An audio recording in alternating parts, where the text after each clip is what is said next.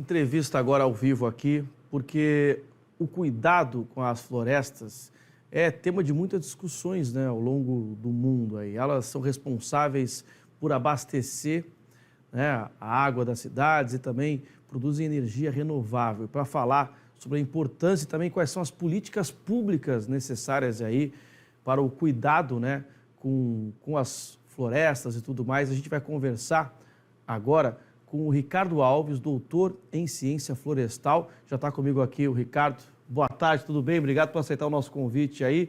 Até porque... Boa tarde. Boa tarde, Rafael. Está me ouvindo bem aí? Bem? Tudo certo. Até porque dia 17 agora, né, segunda-feira, é dia de proteção às florestas, né? E é uma data importante da gente lembrar aqui e reforçar, né? Sim, com certeza. Ainda mais devido aos eventos recentes que a gente tem visto, né, de problemas relacionados à mudança climática. Então, a gente vê a importância das florestas, né, para amenizar esses problemas. É uma data que, é claro, a gente tem que se preocupar o ano inteiro, né, com as florestas, mas é uma data para a gente refletir sobre isso. Agora mesmo, quarta-feira, a gente teve o dia do engenheiro florestal, né? Então as datas são bem próximas, e as florestas, elas regulam uma série de questões relacionadas ao clima, às chuvas, e também ao fornecimento dos chamados serviços ambientais.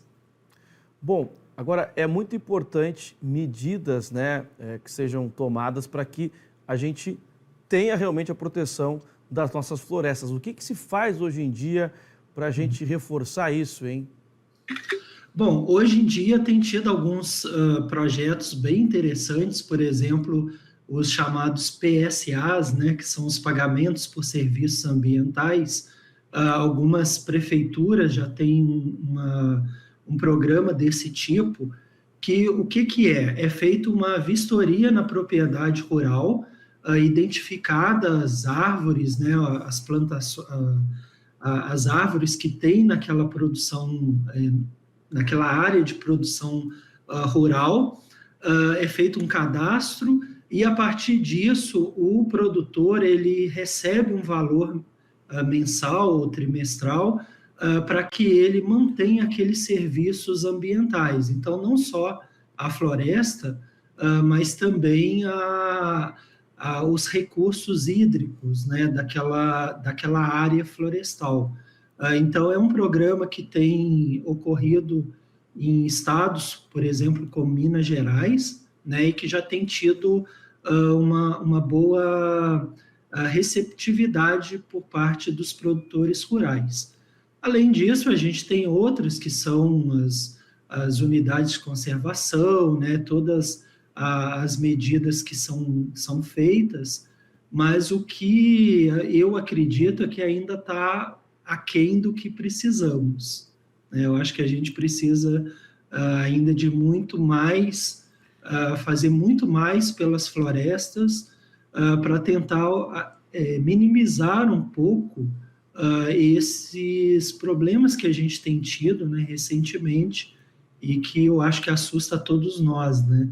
Interfere tudo, né? A gente sabe que mexe também com o clima, né? Essa questão, a gente tem que dar mais atenção. E até você lançou recentemente, né, um livro tratando sobre esse tema, abordando também o que as empresas, né, têm que fazer nesse momento em que a gente está vivendo, até para cuidar mais das nossas florestas, né? Sim, exatamente. Eu lancei esse livro agora, né? Acho que dá para o pessoal ver. É o ESG, né? O presente e o futuro das empresas.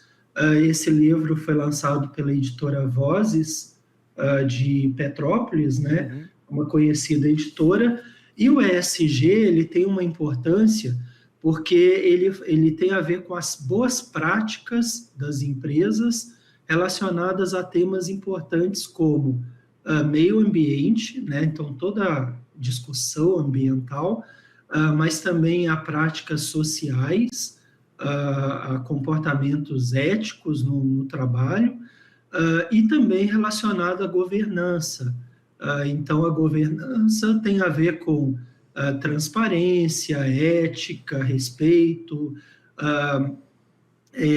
prestação de contas, né, das empresas, uma série de questões que são abordadas pelo ESG, e hoje em dia empresas de vários setores, inclusive do agronegócio, né, têm se voltado para essas práticas ESG, porque é fundamental que a gente mude a forma das nossas empresas atuarem e também de nós consumidores, né? A gente não pode esquecer que nós também temos as nossas responsabilidades. Bom, e logo assim, o que essas empresas, a questão do impacto ambiental, o que daria para se fazer que não se faz ainda ou se faz pouco aqui no Brasil, por exemplo?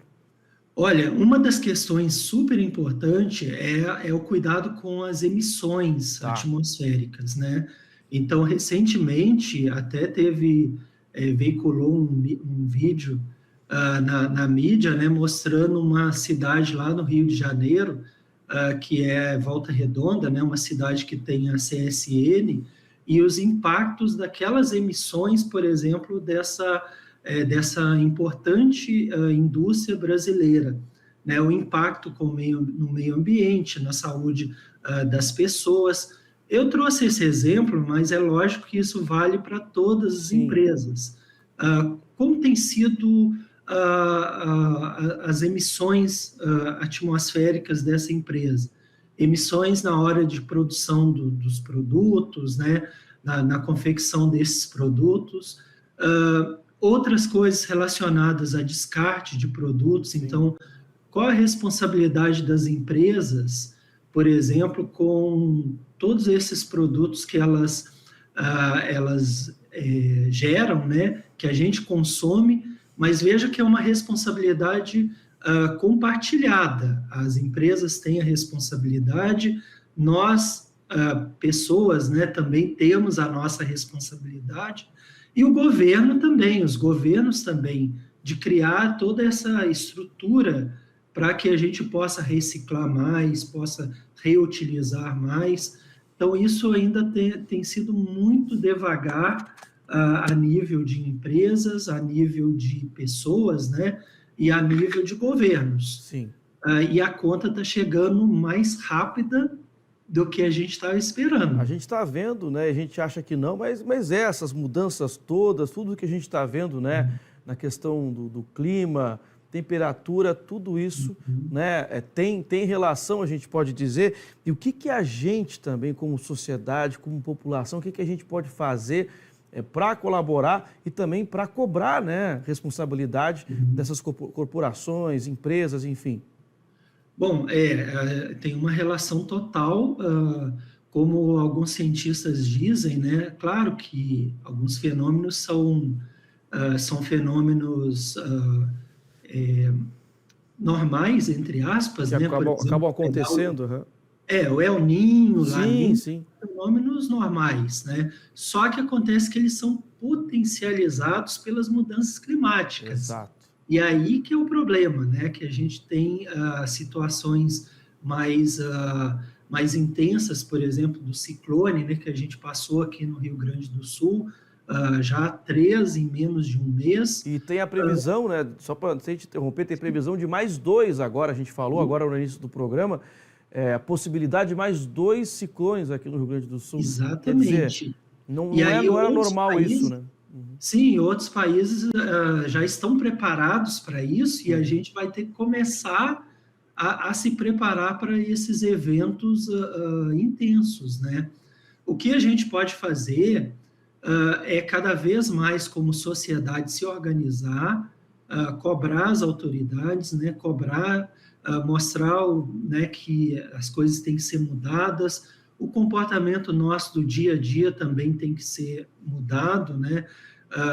O que fazer em casa, por exemplo, separar o lixo, ver de qual empresa está comprando, né? Se aquela empresa ela tem um compromisso, responsabilidade socioambiental, mas eu entendo que é cada vez mais, como sociedade, cobrar das empresas e dos governos, né? E que isso, cada vez mais, a gente não tem ideia de como que vai ser daqui a 5, 10 anos, né? Sim. E qual o impacto dessas mudanças na nossa vida no dia a dia, né? Então, e isso passa pela proteção das florestas, claro, mas também passa por uma série de outras, de repensar, né, todo esse modelo que nós temos hoje, e ter essa cobrança, né? Porque eu me lembro que alguns anos atrás, né, quando eu assisti aquele documentário Uma Verdade Inconveniente, do Al Gore, ele comentou, né, nesse documentário, Al Gore foi o ex-vice-presidente dos Estados Unidos, né, responsável pelo IPCC, que é o painel intergovernamental de mudanças climáticas, e na época, nesse documentário, ele comentava que ciclones, tornados no Oceano Atlântico Sul Sim. era algo improvável. Só que aí surgiu aquele primeiro, alguns anos atrás, o Catarina, e agora a gente está vendo já de um ano e pouco para cá, né, vários eventos do tipo. O aquecimento das águas do oceano, Sim. a gente também não sabe direito os impactos. E Rafael, eu tenho muitas dúvidas se a humanidade tem controle das coisas. A pandemia deu uma forte lição para nós de que, às vezes, as coisas saem do controle, né? Pois é. E agora? É por isso que a gente tem que ter, acho que a palavra é responsabilidade e respeito, né? Respeito à Exatamente. natureza para que a gente possa conviver de forma harmônica aqui com tudo que está acontecendo. Ricardo, a gente podia ficar até amanhã aqui falando, tem muito papo, mas queria te agradecer, nosso tempo está estourando aqui. Com certeza. Obrigado, viu, por tu Com certeza, Rafael, eu contribuir. gostaria de agradecer a oportunidade. Quem quiser conhecer um pouco mais do meu trabalho, no Sim. Instagram, ricardo.escritor, com informações do livro e das minhas atividades. Tá certo. Muito obrigado pela oportunidade, fico à disposição quando precisar. Obrigado por compartilhar com a gente teus conhecimentos aí. Bom final de semana, viu? Valeu. Igualmente, para ti trabalho também. aí. Tchau, Tudo tchau. bom.